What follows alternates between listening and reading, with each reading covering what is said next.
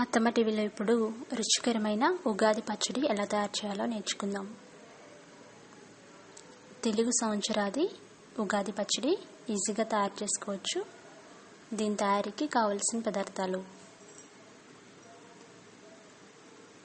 వేప పువ్వు అరకప్పు,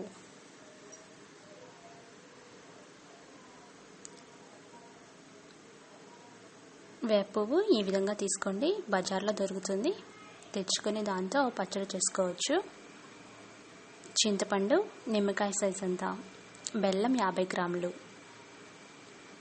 పండిన అరటిపళ్ళు 2,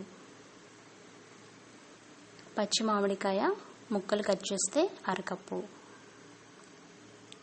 అలాగే పచ్చి కొబ్బరి ముక్కలు కట్ చేస్తే అరకప్పు, కారం 1 టీ స్పూన్, ఉప్పు 1 టీ స్పూన్, ఇష్టం ఉంటే పుట్నాలు వేసుకోవచ్చు, అవి 1 టీ స్పూన్. ఇప్పుడు తయారీ విధానం చూద్దాం. ముందుగా ఒక బౌల్లో చింతపండు నానబెట్టండి.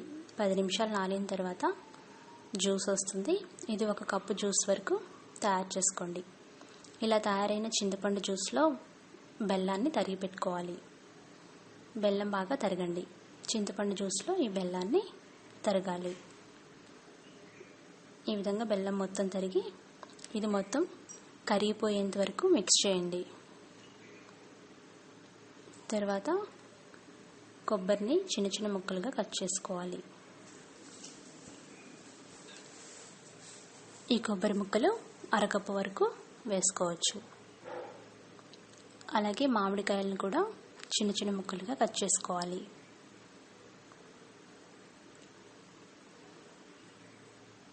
ఈ పచ్చి మామిడికాయలు పుల్లగా ఉండి చాలా బాగుంటాయి. అందుకని మనం అన్ని రుచుల్ని ఉగాది పచ్చడిలో చేరుస్తున్నాం. ఇప్పుడు అరటిపళ్ళని తొక్క తీసి వాటిని కట్ చేసుకోవాలి. బాగా పండిన అరటిపళ్ళు తీసుకోండి. వీటిని చిన్న చిన్న సర్కిల్స్ లాగా కట్ చేసుకోండి. వీటి వల్ల మంచి స్మెల్ కూడా వస్తుంది. అలాగే పచ్చడి మరింత రుచిగా ఉంటుంది. అవి పక్కన పెట్టుకోండి. తర్వాత వేప పువ్వుని ఈ విధంగా తురిమి పెట్టుకోండి. కాడలు లేకుండా ఫ్లవర్స్ మాత్రమే వచ్చేలాగా తురిమి పెట్టుకోండి. ఈ పచ్చడిలో వేప పువ్వు మెయిన్ ఇంగ్రీడియంట్. దీనివల్లే చేదు వస్తుంది. ఉగాదికి అన్ని రుచులు తినాలంటారు కదా, అందుకే వేప పువ్వు కంపల్సరీ చేర్చాలి. ఇది అరకప్పు వరకు వేప పువ్వు తురిమి పెట్టుకోండి.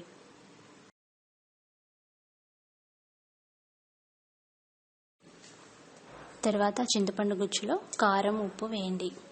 బాగా మిక్స్ చేయాలి. కారం ఉప్పు బాగా కలవాలి.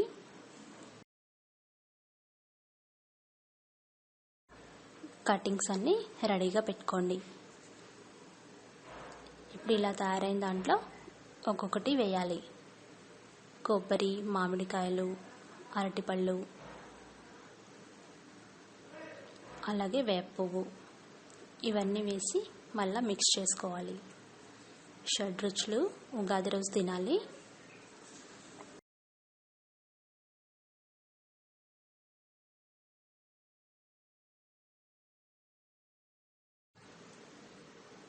ఇది కొంచెం థిక్గా కావాలనుకుంటే మరికొన్ని కటింగ్స్ వేసుకోవచ్చు.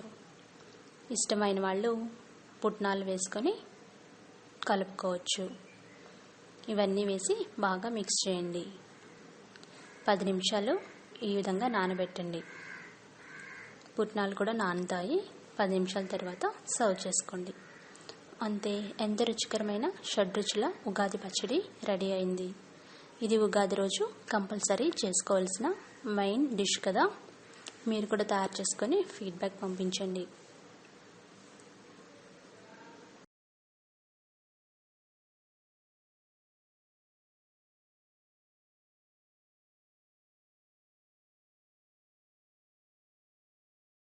మరికొన్ని రెసిపీస్కి అత్తమ్మ టీవీ సబ్స్క్రైబ్ కాగలరు.